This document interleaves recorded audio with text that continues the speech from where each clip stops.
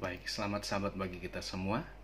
Kita bersyukur kepada Tuhan oleh karena berkat dan perlindungannya pun masih boleh menyertai kita, sehingga pada hari Sabat ini kembali kita akan mendengarkan firman Tuhan yang boleh menguatkan iman percaya kita. Namun terlebih dahulu kita akan bersatu di dalam doa. Bapa kami yang bertahta di dalam kerajaan surga, pada hari Sabat ini ketika kami akan mendengarkan firman Tuhan, biarlah Roh Kudus-Mu bekerja di dalam hati dan pikiran kami, memberikan pengertian bagi kami dan kesanggupan bagi kami untuk menghidupkannya. Dan biarlah firman Tuhan ini boleh menolong kami untuk tetap setia kepada Tuhan, agar iman kami boleh semakin bertumbuh di dalam Tuhan sambil menanti kedatangan Yesus yang kedua kali. Inilah yang menjadi doa dan harapan kami Bapa, karena doa ini kami alaskan hanya di dalam nama Yesus yang adalah Tuhan dan Juru Selamat kami. Amin. Shalom. Tentu kita bersyukur kepada Tuhan oleh karena pada Sabat hari ini boleh kembali bersama-sama untuk mendengarkan firman Tuhan yang boleh menguatkan iman percaya kita. Namun pada Sabat hari ini saya juga rindu untuk membagikan satu renungan firman Tuhan melalui sebuah lagu, di mana melalui lagu ini terkadang kita tidak bisa mengerti apa rencana Tuhan di balik segala sesuatu yang terjadi di dalam kehidupan kita. Kita tidak memahami mengapa wabah ini begitu hebat melanda negeri ini, tetapi tentu ada rencana Tuhan. Ada segala sesuatu yang Tuhan sediakan bagi umat-umatnya, yang tentunya semua ini terjadi tentu tidak ada yang tidak ada manfaatnya di dalam kehidupan kita. Tetapi Tuhan sediakan selalu yang terbaik bagi umatnya, sekalipun mungkin kita tidak bisa melihat jalan-jalan Tuhan, rencana-rencana Tuhan di dalam kehidupan kita. Tapi kita bisa tetap selalu memandang kepada Tuhan. Kita tetap arahkan pandangan kita kepadanya, sehingga kita boleh tetap semakin dikuatkan, kita boleh semakin bergantung dan teguh iman kita di dalam Tuhan. Lagu ini merupakan satu lagu yang menarik bagi saya, oleh karena tentunya ini juga bisa menjadi satu pengalaman di dalam kehidupan kita ketika kita tidak bisa memahami rencana Tuhan di dalam kehidupan kita.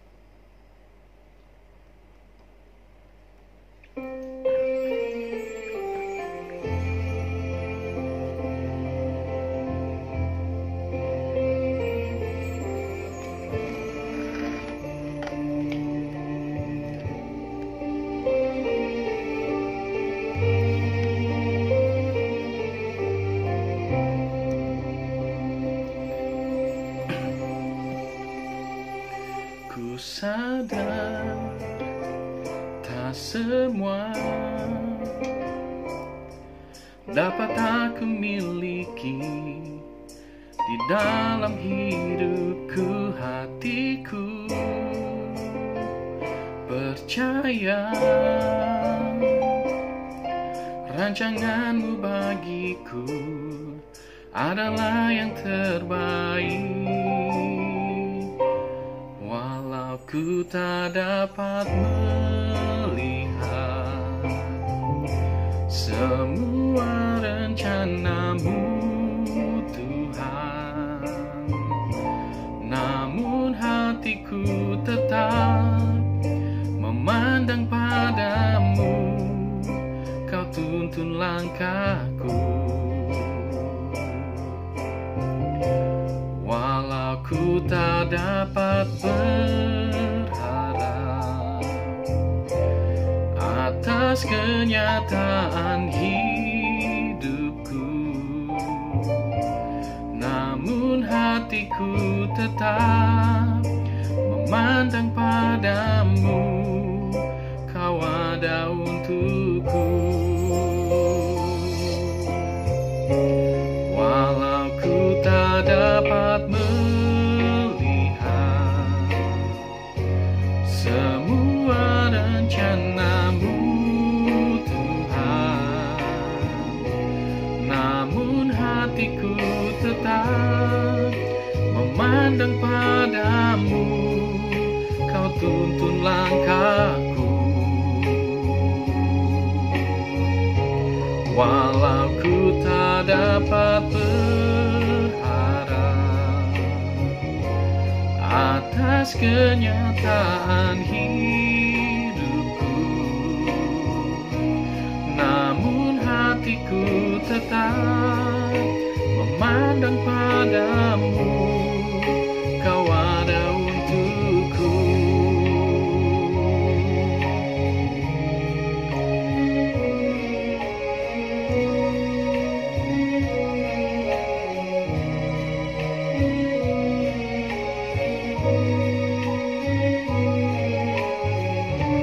Walau ku tak dapat melihat semua rencana-Mu, Tuhan, namun hatiku tetap memandang padamu, Kau tuntun langkahku. Walau ku tak dapat berharap atas kenyataan hidupku,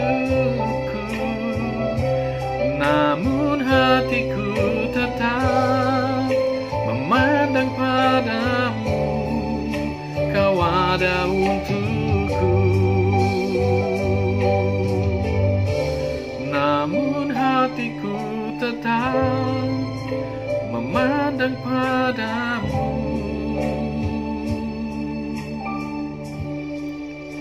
Kau ada untukku.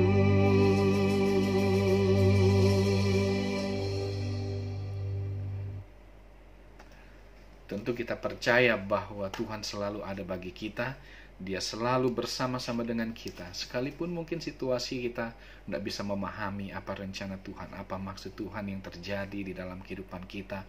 Namun satu yang pasti, ketika kita memandang kepada Dia, ketika kita menggantungkan hidup kita kepadanya, kita percaya bahwa Dia ada selalu bagi kita. Baik, pada Sabat hari ini kita akan belajar mengenai satu tema, mengenai iman dan juga ketaatan. Tentu kita semua memahami apa definisi iman ini, ya. Namun kita akan belajar tema iman dan ketaatan ini dari beberapa tokoh, dan tentunya tokoh yang pertama ini adalah salah satu tokoh yang saya kagumi di dalam firman Tuhan, di mana ia disebutkan sebagai sahabat Allah. Tentu kita mengenal siapa tokoh ini. Ya, dia adalah Abraham, ya, di mana kita memahami bagaimana iman daripada seorang Abraham sehingga ia disebut sebagai bapa segala orang percaya. Kita akan belajar mengenai tokoh Abraham ini. Kalau kita perhatikan, ketika Abraham dipanggil Tuhan untuk keluar dari rumah orang tuanya menuju satu tanah perjanjian yang Tuhan sediakan baginya, dan bagaimana Tuhan berjanji bahwa keturunannya adalah sebagai keturunan ataupun bangsa yang besar yang akan memenuhi bumi ini. Dan Abraham, dia menyambut panggilan Tuhan. Sekalipun disebut sebagai Abraham ataupun bapa segala orang percaya, namun kisah hidup Abraham bukan sebuah kisah hidup yang dalam satu hari jadi dia disebut sebagai orang percaya, sebagai bapa segala orang percaya. Kita lihat bagaimana perjalanan kehidupan Abraham ketika dia harus melalui lika-liku kehidupan, ketika dia harus dihadapkan dengan janji Tuhan bahwa ia akan memiliki keturunan dan bahwa keturunannya akan seperti pasir di laut dan bintang di langit. Tetapi hingga pada usia yang demikian tua, tetapi Abraham belum dikaruniakan seorang anak pun. Sehingga ya, kita tidak akan membahas sepanjang kisah Abraham, tetapi kita bisa tahu bagaimana apa yang dilakukan oleh Abraham dan juga istrinya Sarah untuk bisa memperoleh keturunan melalui Hagar. Tetapi ternyata bukan itu rencana Tuhan. Rencana Tuhan yang aku akan memberikan keturunan kepadamu melalui istrimu Sarah, bukan melalui Hagar. Tapi kita akan lihat bagaimana kehidupan Abraham. Kejadian 15 ayat 4 sampai ayat yang kelima. Allah berjanji kepada Abraham bahwa ia akan mempunyai banyak keturunan. Saudara-saudara, ketika Allah berjanji kepada umatnya, maka Allah itu adalah Allah yang setia. Dia akan menepati apa yang telah dia sampaikan. Janji yang dia berikan kepada umatnya, maka itu pasti akan diberikan.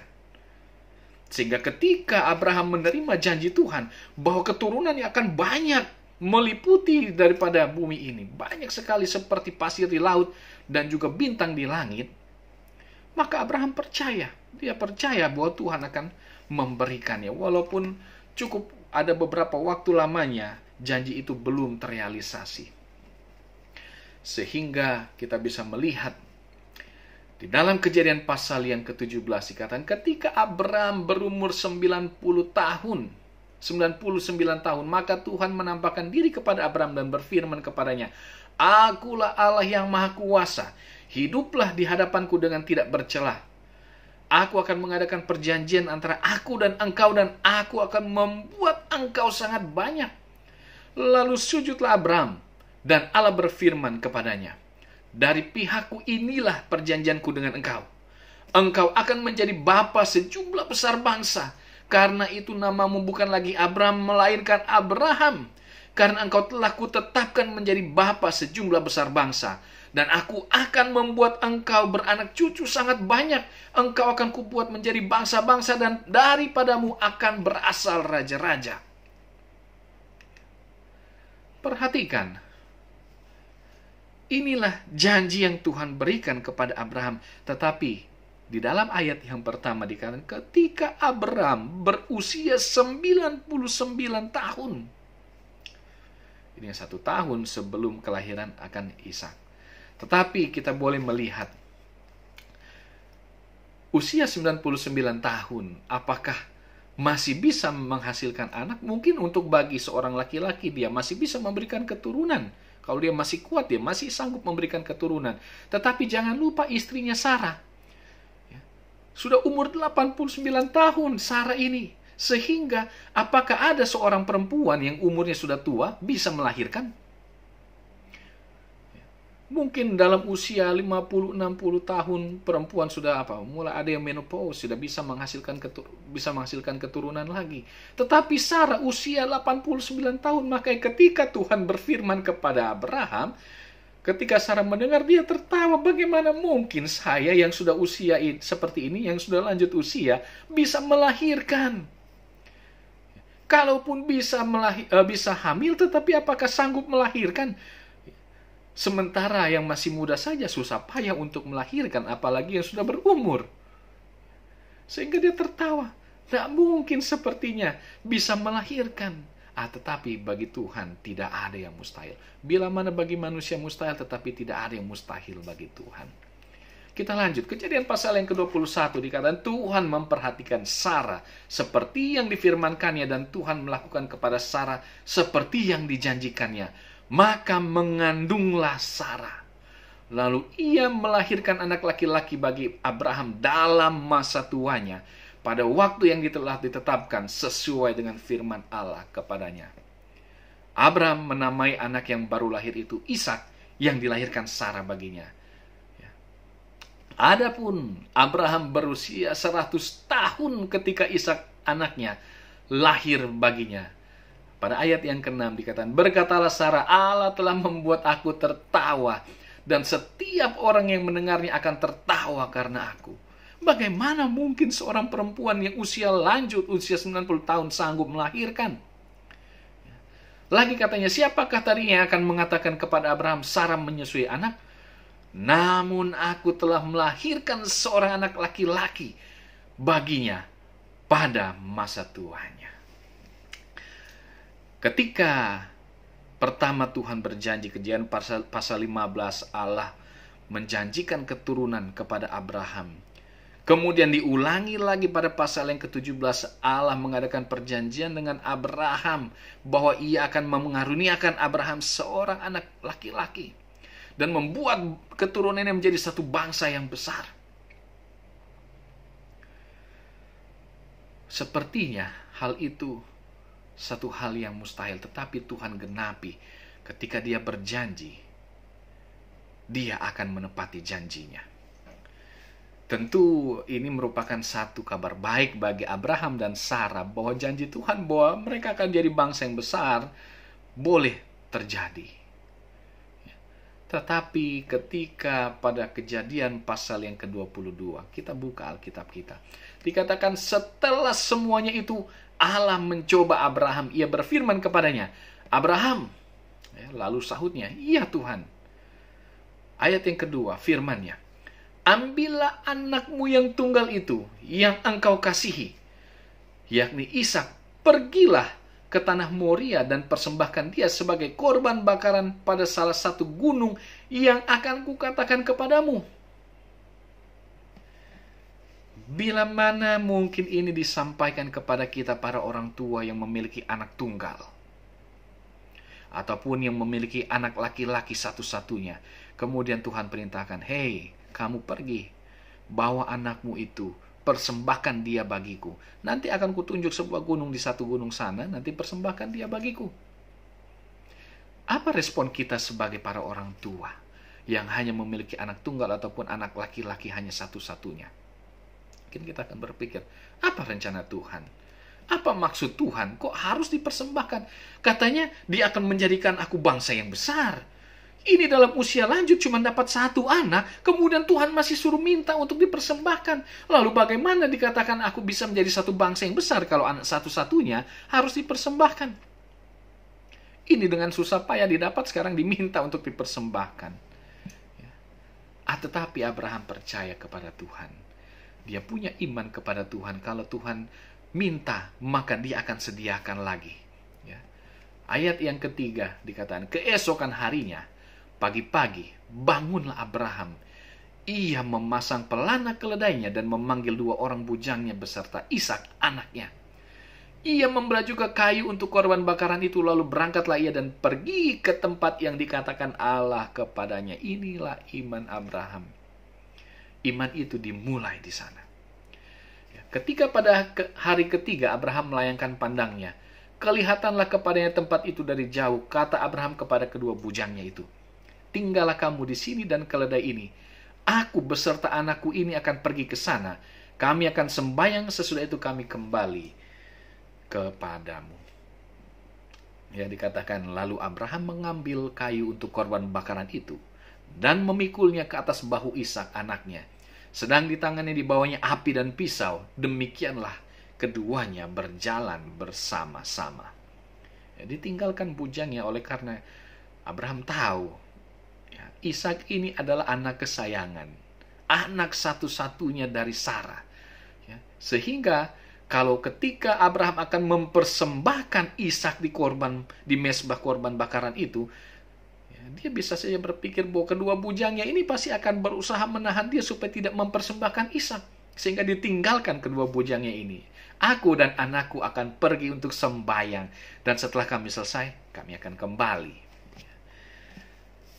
Tapi ketika di dalam perjalanan Abraham dan Ishak ini, dikatakan pada ayat yang ke-7 ini adalah ayat yang tentunya bagi para orang tua yang berlaku seperti Abraham.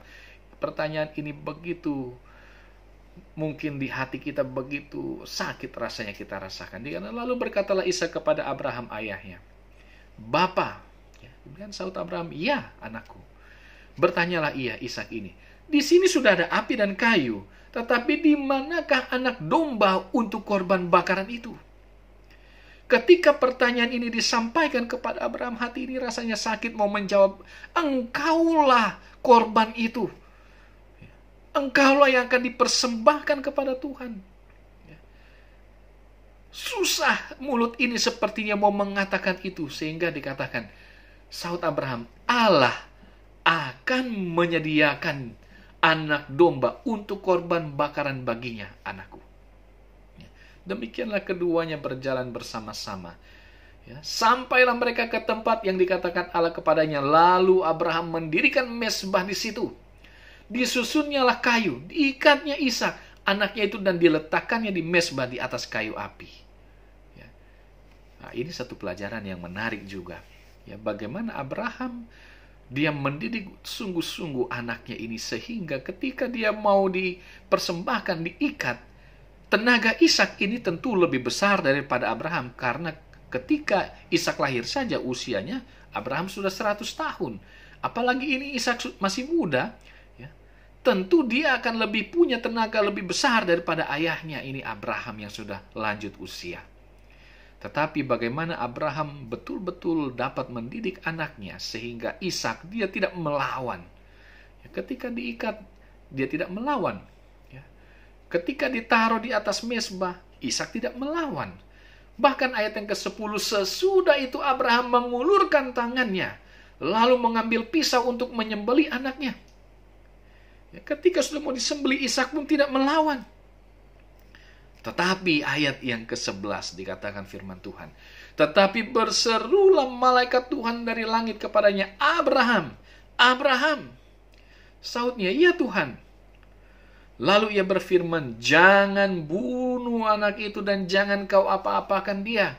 Sebab telah ku ketahui sekarang bahwa engkau takut akan Allah dan engkau tidak segan-segan untuk menyerahkan anakmu yang tunggal kepadaku.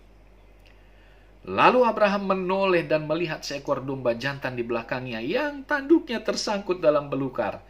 Abraham mengambil domba itu, lalu mengorbankannya sebagai korban bakaran pengganti anaknya. Dan Abraham menamai tempat itu, Tuhan menyediakan. Sebab itu sampai sekarang dikatakan orang, di atas gunung Tuhan akan sediakan. Jehovah Jireh, Tuhan menyediakan. Seperti yang dikatakan oleh Abraham kepada Ishak ketika ditanyakan, di sini ada kayu, ada api, di mana korbannya? Jehovah Jireh, Tuhan menyediakan. Kita tidak akan membahas mengenai Tuhan menyediakan, tetapi kita akan bahas bagaimana iman Abraham ketika dia diminta untuk mempersembahkan Ishak anaknya. Saudara, ini kisah mungkin sederhana, kelihatannya ya seperti kita baca biasa, tetapi ketika kita menjalani seperti yang dialami oleh Abraham, bukan sesuatu hal yang sangat mudah ataupun yang mudah seperti yang kita bayangkan. Kita mungkin sekarang bisa katakan, oh ya, saya bisa sama seperti Abraham, karena kita sudah membaca kisah Abraham. Tetapi kalau kita belum membaca kisah Abraham ini, sanggupkah kita menjadi sama seperti Abraham? Ketika Tuhan minta, kita siapkan, kita persembahkan kepada Tuhan. Inilah iman Abraham. Ya. Di saat situasi seperti sekarang ini, di mana wabah melanda negeri kita, banyak orang yang mengatakan, oh, Mazmur 91 adalah jaminan Tuhan bagi orang percaya, bagi orang yang beriman, bahwa mereka akan mendapatkan perlindungan di tengah-tengah situasi ini, bahwa wabah penyakit apapun tidak akan ditularkan kepada kita. Itu jaminan berkat Tuhan bagi orang percaya, bagi orang beriman. Apakah benar demikian? Kita akan lihat. Kita sedikit kembali kepada kisah Abraham, bagaimana imannya kepada Tuhan. Apa iman itu? Tentu kita tahu iman melalui Ibrani pasal yang 11. Iman adalah dasar dari segala sesuatu yang kita harapkan dan bukti dari segala sesuatu yang tidak kita lihat. Itulah iman. Tetapi itu baru penjabarannya. Bagaimana pengaplikasiannya? Abraham beriman kepada sesuatu yang jauh lebih besar dari dirinya sendiri, yaitu kepada Allah yang setia, Allah yang sejati, Allah yang hidup, yang dia sembah di dalam kehidupannya. Dia nggak mengandalkan kemampuannya, dia nggak mengandalkan kekuatannya, dia tidak mengandalkan harta yang dia miliki begitu besar. Tetapi dia jauh percaya kepada sesuatu yang lebih besar daripada dirinya, yaitu kepada Allah.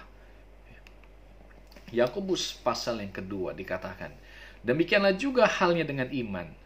Jika iman itu tidak disertai perbuatan, maka iman itu pada hakikatnya adalah mati. Lebih lanjut di dalam Yakobus pasal yang kedua ayat 21 sampai ayat yang ke-23 dikisahkan, bukankah Abraham bapa kita dibenarkan karena perbuatan-perbuatannya ketika ia mempersembahkan Ishak anaknya di atas mezbah? Kamu lihat bahwa iman bekerja sama dengan perbuatan-perbuatan, dan oleh perbuatan-perbuatan itu iman menjadi sempurna. Dengan jalan demikian genaplah nas yang mengatakan, lalu percayalah Abraham kepada Allah, maka Allah memperhitungkan hal itu kepadanya sebagai kebenaran. Karena itu Abraham disebut sahabat Allah. Kita bisa lihat iman Abraham disertai dengan perbuatan. Perbuatan apa? Iman dengan perbuatan. Perbuatan apakah itu? Abraham, dia taat kepada perintah Allah. Perbuatan itu adalah ketaatan kita terhadap perintah-perintah Allah. Abraham taat ketika Allah memerintahkan kepadanya untuk mempersembahkan Ishak. Itulah perbuatannya. Dia taat ketika Allah memerintahkan dia untuk mempersembahkan Ishak. Roma 4 ayat 18, sekalipun ya dikatakan, sebab sekalipun tidak ada dasar untuk berharap, namun Abraham berharap juga dan percaya bahwa ia akan menjadi bapa banyak bangsa menurut yang telah difirmankan.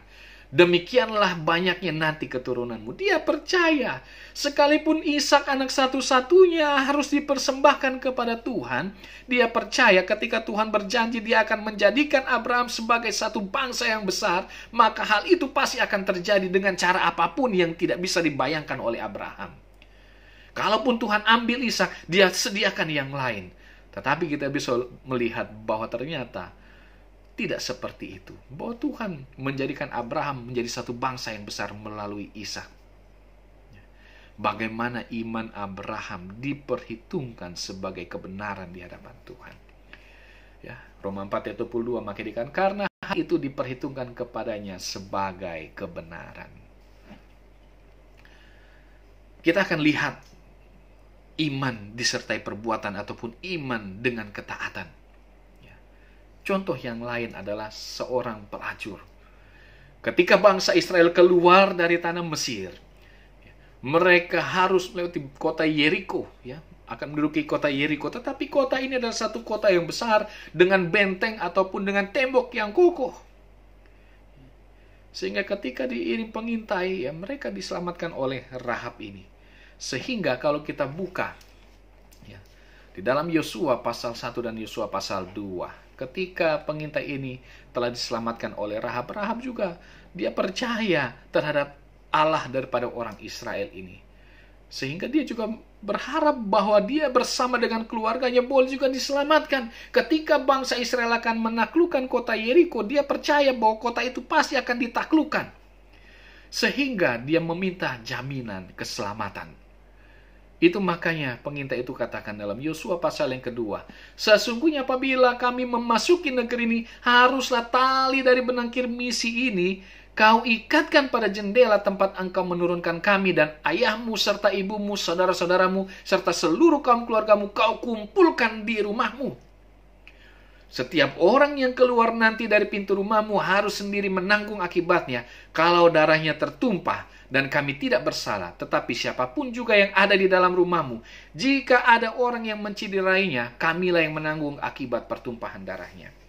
Jadi ketika Rahab punya iman, ya, bahwa dia akan diselamatkan juga, tetapi ada ketaatan yang harus dilakukan. Dikatakan apa? Dia harus mengikat tali kirmisi, benang kirmisi di jendelanya. Dan dikatakan, kumpulkan seluruh kaum keluargamu di dalam rumahmu. Ya, ketika bangsa ini akan masuk ke dalam kota ini, maka engkau beserta seisi rumah ini, ya, sekalipun mungkin ada bukan keluarganya, tetapi kalau masuk ke dalam rumah itu, maka mereka akan selamat. Tetapi ketika mereka keluar dari rumah itu, maka mereka akan binasa. Iman Rahab disertai ketaatan terhadap perintah, bahwa engkau harus ikatkan dan jangan keluar. Kumpulkan semua kaum keluargamu. Dan iman Rahab menyelamatkan dia beserta seluruh isi orang yang ada di dalam rumahnya. Itulah iman dengan perbuatan. Bisa saja Rahab, saya beriman bahwa Tuhan pasti akan selamatkan, tetapi dia tidak ikatkan itu tali di jendelanya. Atau dia ikatkan talinya tetapi kemudian dia bebas keluar-keluar. Dia pasti akan binasa. Keluarganya pasti akan binasa. Mereka tidak akan binasa ketika mereka menuruti dengan mengikat tali ataupun benang kirmisi di jendela dan tidak keluar dari dalam rumah. Nah, ketika situasi zaman sekarang ini, pemerintah kita mengeluarkan aturan stay at home adalah demi kebaikan. Tetapi kalau kita masih harus melawan, ya kita harus tanggung akibatnya. Tetapi pemerintah juga menerapkan aturan juga, kalaupun kita harus keluar rumah untuk membeli sesuatu atau melakukan sesuatu yang memang sangat mendesak, jangan lupa siapkan hand sanitizer, siapkan juga masker. Itu adalah bentuk ketaatan kita, karena jangan lupa pemerintah juga adalah perpanjangan tangan Tuhan. Tuhan berfirman melalui pemerintah agar kita boleh tetap aman. Kembali ke dalam pelajaran kita. Kita akan lihat contoh yang lain daripada iman dan ketaatan. Mari kita buka Alkitab kita di dalam kitab Keluaran. Ketika bangsa Israel masih di dalam perbudakan di tanah Mesir, pada waktu itu Tuhan perintahkan Musa, pimpin bangsa ini keluar dari tanah Mesir menuju tanah yang telah kujanjikan kepadamu. Saudara-saudara, ketika Tuhan berfirman, pada waktu itu Musa dia ragu. Tuhan, saya ini bukan orang yang fasih lidah. Saya tidak cakap berbicara. Tetapi setelah sekian lama akhirnya Musa menurut terhadap perintah Tuhan. Kita tahu bagaimana ketika Musa berhadapan dengan Firaun, ketika dia meminta kepada Firaun untuk mengizinkan bangsa ini keluar dari tanah Mesir. Berulang kali sampai Tuhan harus menurunkan tulah, sampai akhirnya bangsa itu boleh keluar dari tanah Mesir. Kita nggak akan bahas kisah mengenai tulah pertama, kedua, 3, 4, 5, 6, 7, 8, dan 9, tapi kita akan langsung kepada tulah yang ke-10. Perhatikan, namun sebelum sampai ke-10 ada beberapa tulah, di mana dikatakan ketika Tuhan menurunkan tulah itu tidak terjadi di satu tempat, yaitu di mana? Di tanah Goshen, di mana umat-umat Tuhan ada di sana. Kembali dalam Keluaran pasal yang ke-12, Tuhan berfirman, dikatakan apa? Ayat yang ke-22, kemudian kamu harus mengambil seikat hisop dan mencelupkannya dalam darah yang ada dalam sebuah pasu, dan darah itu kamu harus sapukan pada ambang atas dan pada kedua tiang pintu. Seorang pun dari kamu tidak boleh keluar pintu rumahnya sampai pagi. Dan Tuhan akan menjalani Mesir untuk menulahinya. Apabila ia melihat darah pada ambang atas dan pada kedua tiang pintu itu, maka Tuhan akan melewati pintu itu dan tidak membiarkan pemusnah masuk ke dalam rumahmu untuk menulahi. Kita tahu pada tulah yang ke-10 dikatakan ketika anak darah ataupun anak sulung itu akan mati. Dikatakan haruslah kamu apa? Oleskan darah di ambang pintu menjadi tanda bahwa itu adalah umat Tuhan. Mereka percaya, punya iman bahwa Tuhan pasti akan menolong. Ketika mereka melihat tulah yang pertama, tulah kedua, tulah ketiga, tulah keempat, 5, 6, 7, 8, 9, mereka melihat bagaimana kuasa Tuhan berlaku pada bangsa Mesir. Sehingga pada tulah yang ke-10 mereka percaya bahwa Tuhan akan menolong mereka. Tetapi dengan syarat, dikatakan apa? Oleskan darah di ambang pintu dan kedua tiang pintu. Apabila bangsa itu menurut, maka mereka ataupun anak sulung mereka akan selamat. Kalau di rumah mereka tidak mereka oleskan ambang pintu, walaupun mereka ada di dalam rumah, tetapi mereka, anak sulung mereka pasti akan binasa. Tetapi kalaupun sudah dioleskan di ambang pintu darah itu, tapi anak itu masih keluar ataupun orang itu keluar, maka anak sulungnya pun akan tetap mati. Itulah perintah Tuhan. Beriman, tetapi juga harus taat. Karena dikatakan iman tanpa perbuatan adalah mati. Perbuatan itu adalah ketaatan kita terhadap perintah Tuhan. Saudara-saudara, tentu kita berharap wabah ini boleh segera berlalu. Tetapi selama wabah ini masih tetap berlangsung, jangan lupa iman kita, kesetiaan kita, penurutan kita terhadap perintah Tuhan tetap harus kita lakukan. Iman harus didasarkan terhadap perintah Allah, sehingga janji-janjinya boleh dinyatakan di dalam kehidupan umat-umatnya.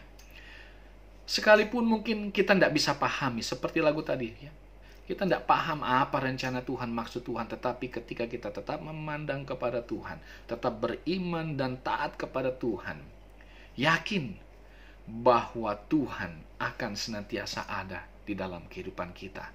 Bagaimana Tuhan akan senantiasa menolong kehidupan kita. Tetap setia, tetap beriman kepadanya sampai kedatangannya yang kedua kali. Agar dengan demikian ketika Yesus datang, kita semua akan diangkat untuk masuk ke dalam kerajaan sorga. Hidup selama-lamanya bersama dengan Tuhan. Menjadi doa dan harapan kita. Kiranya Tuhan Yesus memberkati kita. Kita bersatu di dalam doa.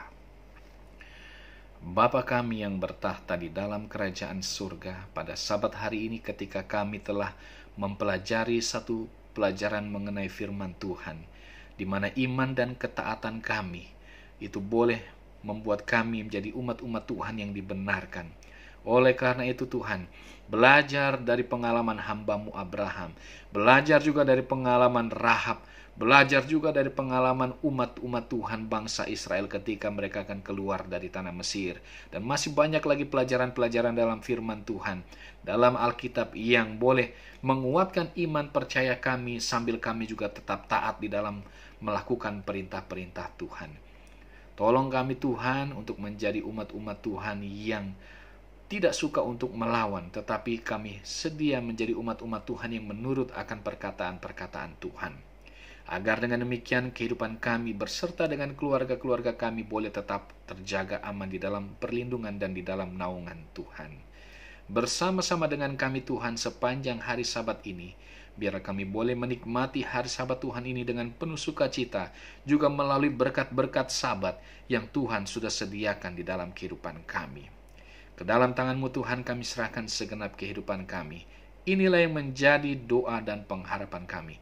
Kami mohon ampun bila mana ada dosa dan pelanggaran kami, karena doa ini kami alaskan hanya di dalam nama Yesus yang adalah Tuhan dan Juru Selamat kami telah berdoa dan mengucap syukur. Amin. Tuhan Yesus kiranya memberkati kita semua. Amin.